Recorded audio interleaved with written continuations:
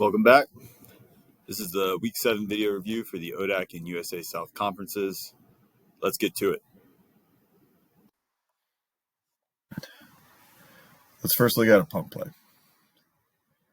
I want to first address our new mechanics on punt formations. When we recognize that a punt is imminent, our umpire is going to move from the offensive backfield to the defensive backfield, located here. Our short wing's responsibilities change as well. The referee is on the far side of the field.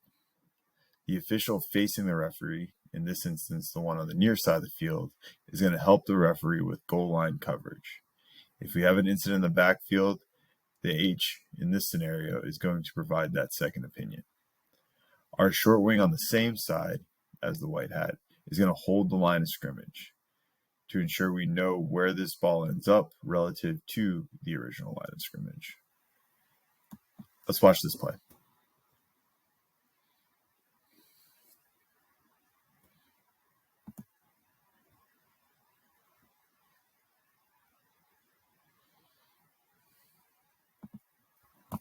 Watching this again, let's break down this play and look at both a new rule and a mechanics issue. First thing, the ball is snapped well over the kicker's head, and this kicker ends up well beyond 5 yards behind his original position at the snap. If we have a scenario where the kicker is trying to kick the ball more than 5 yards beyond his original position at the snap, there is no eligibility for a foul for roughing or running into the kicker. Be aware of this, as this kicker may be desperate to get a kickoff and create contact, something that we see on this play. In addition, let's look at our short wing on the near side. We have a good mechanic initially working our way back towards the goal line, but after the punt, we stop moving and we find ourselves at the 8-yard line when the ball crosses the goal line. Remember, on punt plays, we're in reverse mechanics. Short wings, however much is possible, you should try to stay in front of these plays. Let's make sure we understand this new rule and we hustle to the correct location on every play to ensure we have the best coverage possible.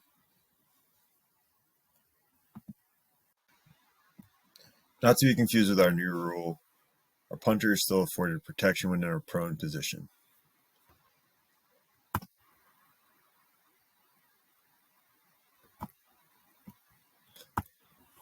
Even though the ball goes over the head of the punter and he's more than 5 yards behind his original position at the snap, once he jumps on top of this ball, he's in a prone position and the play becomes dead. The white player here delivers a blow to the player in the prone position on the ground, something we would consider an unnecessary roughness penalty. Since it's a fourth down play, when the ball becomes dead by rule, we have a turnover on downs. The penalty will be enforced from the end of the run or the succeeding spot for white, and since the chains are not yet set, white will still have 1st and 10 on their new series of downs.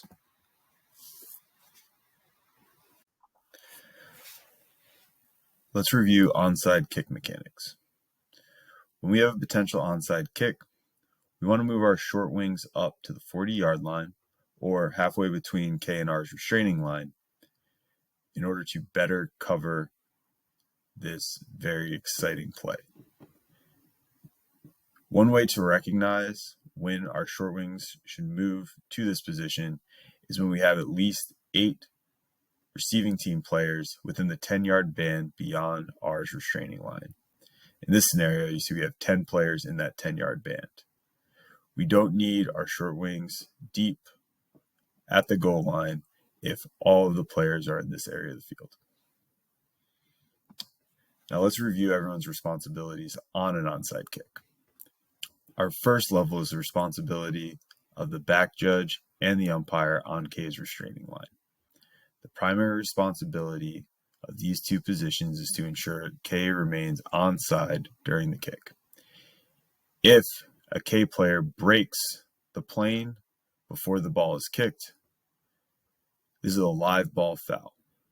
You want to let this play go on, as R has the potential to tack this 5-yard penalty on to any run, or if K recovers, R can make K re-kick.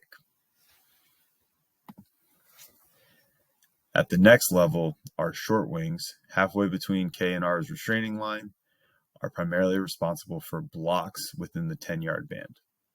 Find your competitive matchups and ensure that K does not block an R player before they are eligible to touch the ball. The exception to this is if a R player blocks a K player, that player has forfeited their protection under this rule. Our third level of the box is R's restraining line, where our field judge and our side judge are going to remain stationary until the ball crosses that line. Once the ball crosses R's restraining line, all players are eligible to touch the football. Now, on this play, what we want to ensure is that all members of the 6-man box have a beanbag in hand.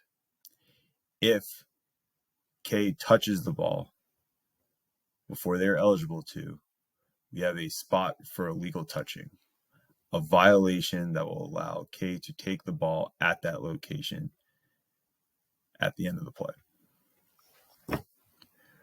Running through this play quickly, our short wings move to the box. Our back judge and umpire focus on K's restraining line. Our short wings focus on blocks before the ball becomes eligible to touch for all players. And our deep wings hold R's restraining line to verify the eligibility that all players can touch the ball.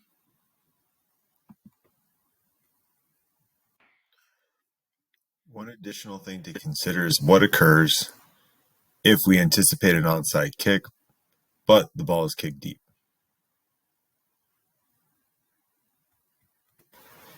If the ball goes deep, our deep wings are now responsible for getting a spot for the ball. Look at our side judge at the bottom of the field, hustling down to try to cover this play. At the top of the screen, our field judge should be matching.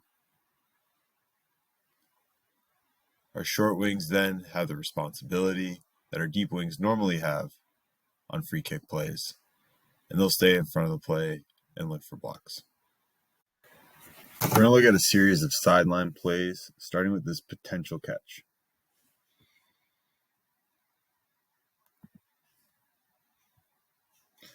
While we don't have a lot of angles on this play, it appears that the receiver gains control of the ball while airborne, and his foot comes down with the heel landing inbounds, but the toe landing out of bounds. In scenarios like this, it is our understanding that if we have a heel-toe scenario where half the foot is inbounds, and then the second half of the foot comes down out of bounds, we're going to determine that this player is out of bounds.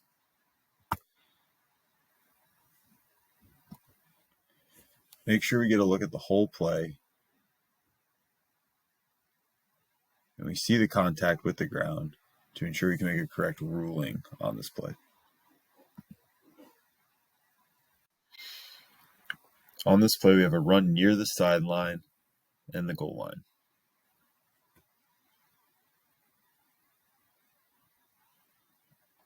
The end zone view gives us the best perspective on this play.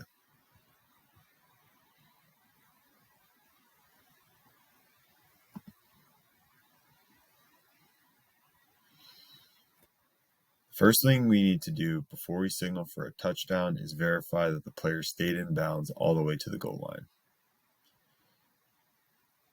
Based on this video, it appears that our player steps out at the 3-yard line. So our deep wing and our short wing need to verify that we don't have a touchdown and look at one another before they decide on a spot.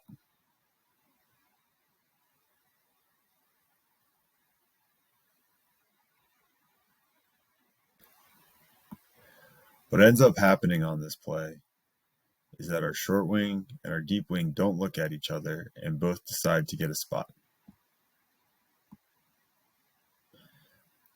Our deep wing, killing the clock, walks in and spots the ball at the 1 yard line. Our short wing comes in, spots the ball at the 3 yard line. If we go back and watch this play again in slow motion, we'll see that number 2 has his foot out of bounds at the 3 yard line, but is lunging forward. And the ball appears to be closer to the 2 yard line.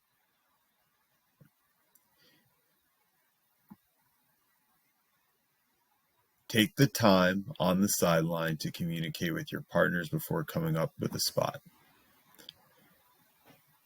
Based on this look right here, it seems like we're trying to spot the ball in 2 different places. Simply talking to your partner is going to help us get this play right.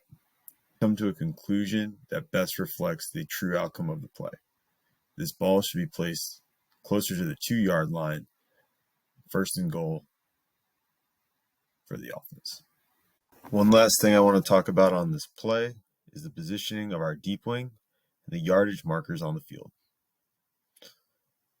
Our deep wing has a good initial position, 2 yards off the sideline, right at the goal line, getting a good look across the field and giving space for players. However, we have a defender that rolls out of bounds and right at your feet. This goal line marker should be much farther back than it is. Everyone will know where the goal line is, even if this marker is on the track. In this scenario, it's creating a barrier from you protecting your feet, as it's preventing you from backing up. Let's walk the field in pregame and move these yardage markers as far out of the way as we can to ensure we have a safe space to operate on the sidelines. That wraps it up for week 7. Let's get ready for week 8. Be patient on the sidelines in the middle of the field. See the ball. And let's have quality calls out on the field. Good luck, everyone.